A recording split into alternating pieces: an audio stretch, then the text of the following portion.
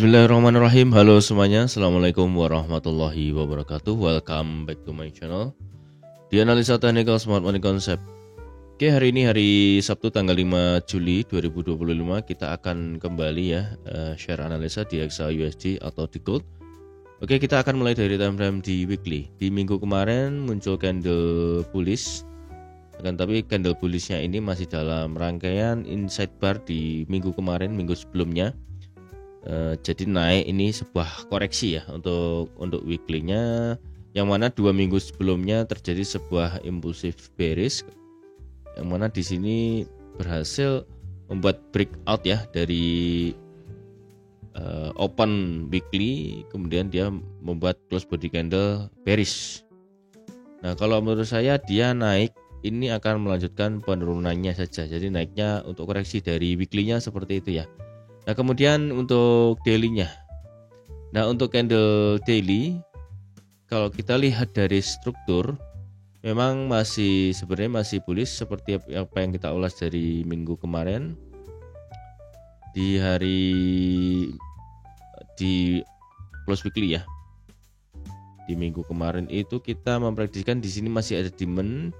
Kemudian betul dia masuk ke area demand order block daily, kemudian dia ada reaksi naik sampai ke area sini di sekitar 3.360-an. Nah, di sebelumnya ini kan ada pattern falling wedge ya, kemudian dia break, retest. Kalau menurut saya secara daily-nya dia ada possibility untuk turun seperti apa yang saya gambarkan dari minggu kemarin. Jadi naiknya ini hanya sebuah koreksi saja karena reaksi dari demand order block yang area sebelah sini. Masih ada area tunggu buy untuk daily-nya di bawah, masih jauh. Jadi kita ada kemungkinan masih tetap kita buy, kemudian nanti kita sell di area di sini ya. Oke, untuk daily-nya ada potential movement, lanjutkan bearish-nya, naiknya hanya sebuah kompresi ya. Jadi ini hanya sebuah retracement. Jadi kemarin itu turun, di sini ada reaksi order block, maybe di sini juga ada fair value gap daily, dia akan lanjut turun. Nah, untuk previous daily high kita akan pindahkan ke harga kemarin ya di hari Jumat. Lihat volume di hari Jumat ini kecil sekali ya, karena memang kemarin itu tanggal 4 itu di US itu libur, jadi hari kemerdekaan Amerika Serikat, tidak terlalu adanya sebuah momentum atau volatility market ya yang terjadi. Akan tetapi pada saat London di sesi Asia kita juga dapat trade ya. Kemarin itu di M1 kita mainnya di M1 terus ya. Alhamdulillah sih dapat profit. Paginya profit, siang kena SL 22 pips, sorenya kita profit nge-sell itu 80-an pips lebih ya. Nah, kita akan bedah nanti di time frame yang lebih kecil. Nah, untuk daily-nya masih ada potensial turun ya. Jadi di sini juga hari Kamis ini ada candle bearish berhasil close, dia ambil low. Nah, untuk di hari open dari minggu depan di hari Senin itu mulai dari tanggal 7 Juli sampai hari Jumat tanggal 11 Juli kita akan coba melihat potensi-potensi apa saja yang akan terjadi di minggu depan. Oke, di daily-nya seperti itu. Masih dalam rangkaian inside bar dari hari Kamis ya, karena memang hari Jumat rendahnya volume perdagangan. Kemudian di H4 ya, untuk struktur H4 ini secara struktur ya, di sini sudah ada change of character, yang mana ini menandakan adanya sebuah perubahan karakter bearish yang tadinya kenaikan sekarang menjadi koreksi atau penurunan ya, ada struktur bearish. Nah, sedangkan dalam struktur bearishnya ini sudah valid ya, artinya di sini ada sebuah inducement pullback, kemudian harga retrace. Nah, masih ada area-area sell yang sebenarnya masih kita pantau, tapi nggak tahu apakah minggu depan akan nyampe sini. Jadi mungkin kita nyari buy dulu untuk target sell bisa. Jadi mana dia, kalau dia naik kita akan sell, kalau dia area ini turun ya kita akan buy di area sini karena di sini masih ada order block. Di sini masih area equilibrium ya. Jadi kalau di bawah area equilibrium otomatis sebenarnya kita cari buy untuk counter trend. Itu ya. Jadi di sini masih ada beberapa area entry di sini di harga 3.428 untuk order block H4 sell. Kemudian di sini juga masih ada area yang mungkin ini turun baru naik ya. Di H4-nya seperti itu ya. Sudah ada struktur bearish valid.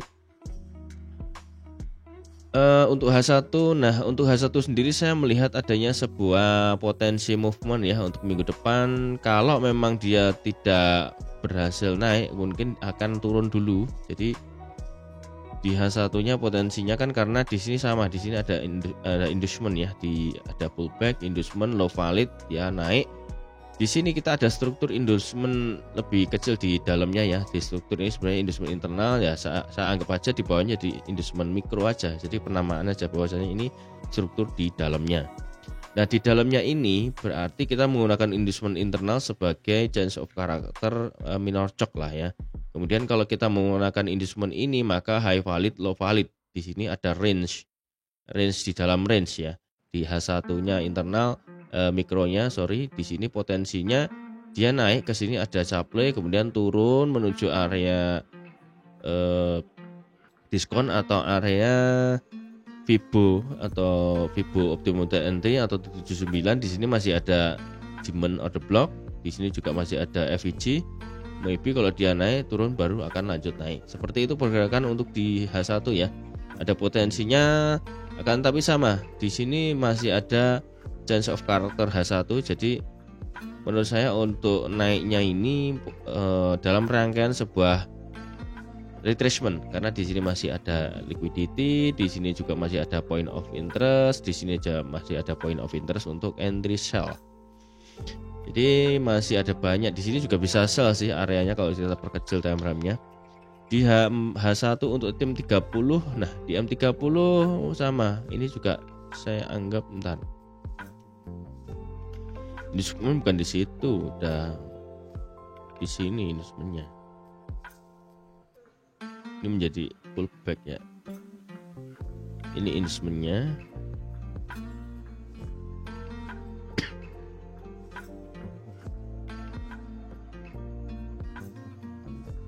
Jadi pada saat NFP kemarin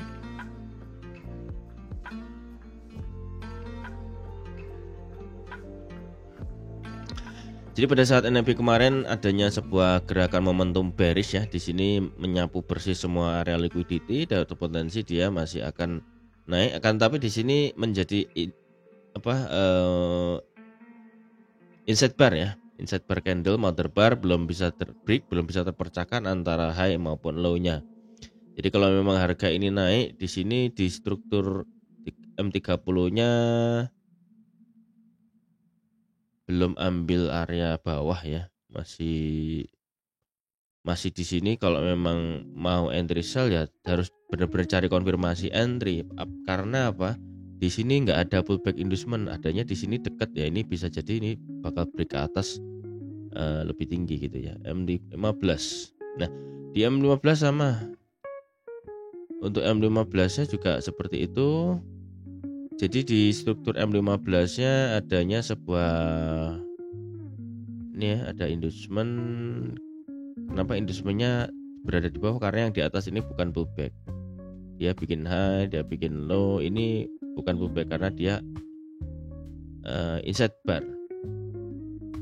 Outside bar. Di sini outside bar bearish atau warna merah itu di market trend bullish itu tidak dihitung sebagai pullback. Maka yang dihitung sebagai pullback itu yang benar-benar valid pullback itu seperti ini. Maka di sini menjadi sebuah break of structure, kemudian di sini menjadi change of character di M15. Saya di sini kemarin itu waktu NFP kena SL ya. Di sini 50 pips tapi udah recover. Kita entry buy di sini sama entry sell di sini. Di area sini kita dapat sell. Karena memang strukturnya bullish dan ini dibikin change of character. Nah, kalau untuk M15 itu untuk inducement-nya sama berada di sini nih, di area sekitar 3.352 itu menjadi inducement-nya. Artinya kalau kita mau cari sell kita harus benar-benar cari konfirmasi entry di area sini ya. Karena ini ya inducement dekat dan ini semua adalah liquidity, ini semua liquidity. Menurut saya ini semua liquidity bisa diambil semuanya. Oke, untuk minggu depan jadi ini masih dalam range area. Kalau emang terjadi sebuah struktur yang lebih jelas kita akan share ya. Ya, congrats ya buat teman-teman yang join di VIP kemarin. Kita masih terhitung masih untung ya, masih ada profitnya walaupun di hari Jumat itu marketnya tidak terlalu volatile. Nanti saya juga berusaha bikin rekapan jadi nanti biar ada reportnya yang lebih jelas. Nah, untuk M5 untuk M5 sendiri di sini internal structure-nya saya ada setup buy-nya itu di sini. Tapi ini ingat ya, di sini masih dalam rangkaian inside bar ya. Jadi di sini ada kita menggunakan inducement internal pullback, kemudian ini menjadi break of structure, inducement di sini. Maka kalau kita pakai struktur yang di dalam sini, maka kita bisa coba entry buy, low-nya itu di sini, high-nya itu di sini. Area sini tepat di area 3327.66 itu menjadi area order block yang cukup bagus kita entry. Jadi kalau misalkan di sini nanti harga sampai sana ya, kita akan cari sekitar untuk high-nya di 170 pips. SL tentunya di bawah sini ya, 52 pips aja. Jadi kalau memang ini gagal ya, kita loss 52 pips. Jadi untuk M5-nya saya masih menunggu entry buy. Untuk M1 ya kita akan bedah bagaimana saya bisa dapat entry. Nah, ini kemarin saya entry pagi, di sini saya instant order di channel Telegram saya sudah update ya. Jadi posisi masih ada di sini. Kemudian ada yang instan dapat 169 pips.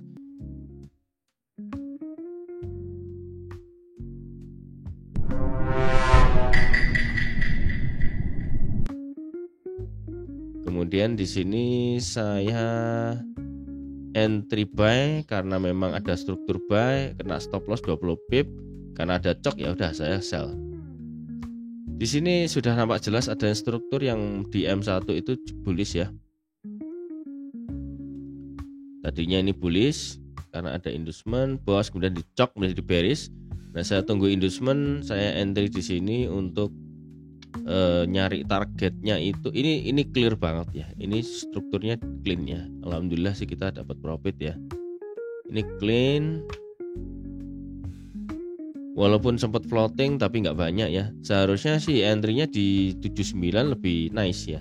Cuman ya karena beberapa kali saya di 79 ya respect di 705 di OTE ya udah saya sekarang masuk di OTE.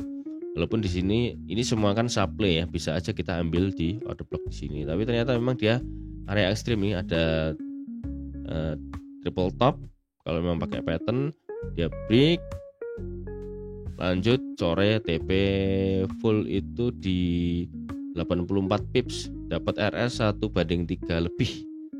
Ini setup before-nya ya, kita sell limit SL 27 pip risikonya, dan ini taking profit di 84 pips ya, 1/3 lebih ya. Nice. Jadi kalau buat teman-teman setup entry di time frame kecil ya, kita entry-nya exit atau taking profit maupun stop loss-nya di time frame itu. Jadi jangan sampai teman-teman entry di time frame kecil, kita TP-nya itu di time frame besar. Nanti jatuhnya apa ya, nggak jadi profit gitu. Jadi namanya ini trading plan. Terus di sini lanjut lagi, adanya sebuah inducement kan, ini inducement, kemudian ini bikin boss, lalu dia bikin cok.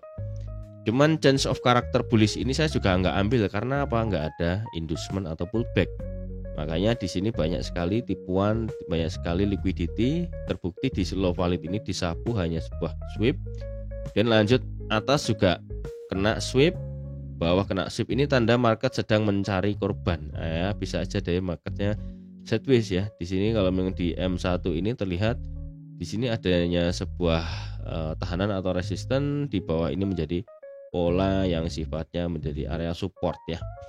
Jadi kalau masih mondar-mandir begini ya bisa aja sell di resisten atau buy di area support. Tapi kalau saya sih better memang struktur yang lebih jelas aja. Jadi kalau kayak gini saya nggak entry. Makanya semalam live itu saya nggak dapat setup untuk gold. Oke lah, nggak apa-apa. Malah bisa istirahat lebih cepat ya, karena memang marketnya juga libur di orang Amerika lagi istirahat, lagi merayakan kemerdekaan mereka. Oke ya, kita akan coba cek di news untuk minggu depan ada apa di news ya. Oke, kita sudah ada di FOMC untuk minggu depan. Nggak banyak ya untuk newsnya. Di hari Senin, Selasa, Rabu itu nggak ada news high impact maupun yang medium impact. Hanya ada satu di hari yang high impact itu hanya di hari Kamis saja. Jadi nanti ada FOMC, meeting minutes, sama unemployment claim di sini. Nanti kita akan coba lihat strukturnya bagaimana. Yang jelas ini juga akan memberikan volatilitas untuk minggu depan hanya di hari Kamis tanggal 10 jam 7.30 malam ya. Kemudian di hari Jumatnya itu siang, ini hanya medium impact aja. Jadi kalau untuk newsnya tidak terlalu tidak terlalu banyak. Jadi kita hanya fokus di market structure-nya aja. Oke, kita kembali ke chart ya. Kita akan coba lihat di indeks dolar. Kita sudah ada di chart DXY ya. Di sini saya mendapatkan sebuah gambaran analisa atau struktur yang terlihat adanya momentum bullish. Di sini kemarin saya tandain bahwasanya harga ini kena area demand. Kemudian harga ini menurut saya akan naik ya. Jadi kalau ini naik, otomatis kalau memang korelasinya ini tidak anomali ya, gold bisa juga ikut menjadi koreksi atau turun. Ya makanya kita ada setup sell ya, setup buy maupun sell kita pakai struktur maupun time frame yang memang ada kemungkinan probabilitas. Jadi untuk DXY ada probabilitas untuk naik ya, ada rise up mungkin. Oke, mungkin itu aja ya. Buat teman-teman yang belum subscribe, silahkan subscribe dan klik like, komen, lalu share ke semua sosial media teman-teman, lalu nyalakan loncengnya agar mendapatkan update video terbaru dari kami. Oke, yang ingin join di mentorship atau di VIP silahkan klik linknya di deskripsi ya. Kemudian yang ingin join di channel Telegram gratisnya juga saya taruh di deskripsi.